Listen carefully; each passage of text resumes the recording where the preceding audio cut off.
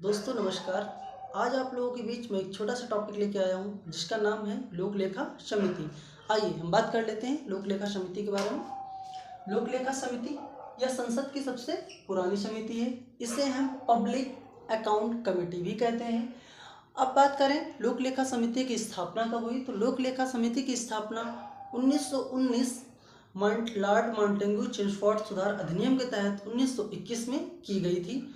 लोक लेखा समिति जो इसमें वर्तमान में सदस्य जो हैं वह 22 सदस्य शामिल हैं, जिसमें से 15 सदस्य लोकसभा से हैं और 7 सदस्य राज्यसभा से शामिल होते हैं। लोक लेखा समिति के जो सदस्य होते हैं उनका कार्यकाल 1 वर्ष का होता है। लोक लेखा समिति के सदस्यों का चुनाव एकल हस्तांतरणीय मत पद्धति के द्वारा होता है। एकल संक्रमणीय मत पद्धति के द्वारा चुनाव होता है। अब बात कर लेते हैं नेक्स्ट पॉइंट पे। इस समिति में किसी भी मंत्री, हाँ सबसे इम्पोर्टेंट बात यह है कि लोक लेखा समिति में किसी भी मंत्री की नियुक्ति या निर्वाचन नहीं किया जा सकता। नेक्स्ट पॉइंट की बात करते हैं हम लोग। लोक लेखा समिति के जो अध्यक्ष होते हैं वह लोकसभा में शामिल सदस्यों में से कोई एक होता है जिसको लोकसभा अध्यक्ष नियुक्त करता है। नेक्स्ट पॉइंट पे बात करते हैं।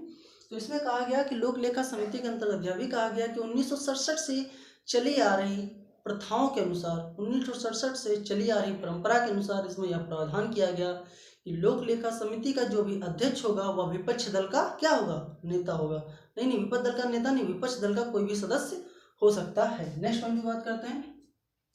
इसमें कहा गया कि जो लोक लेखा समिति है उसका प्रमुख कार्य क्या होगा, तो लोक लेखा समिति का प्रमुख कार्य क्या होगा, CAG अर्थात CAG, control attorney general of India, Bharat का नियंत्रक महालेखा परीक्षक, जो क्या करता है, वार्षिक प्रतिवेदन की रिपोर्ट पेश करता है जो कि राष्ट्रपति को देता है और राष्ट्रपति उसे संसद में प्रवेश करते हैं।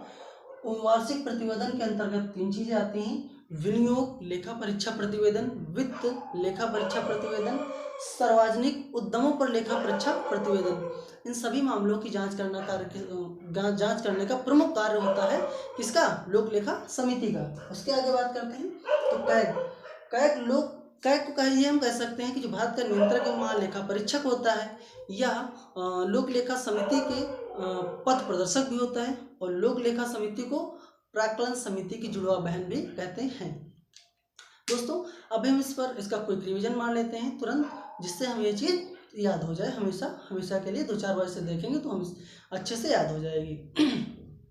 चलिए, लोक लेखा समिति यह संसद की सबसे पुरानी समिति है। इसे हम लोग पब्लिक अकाउंट्स कमेटी कहते हैं। लोक लेखा समिति की स्थापना 1919 माउंटेन्यू चेम्सफोर्ड सुधार अधिनियम के तहत हुई और 1921 में इसकी स्थापना की गई।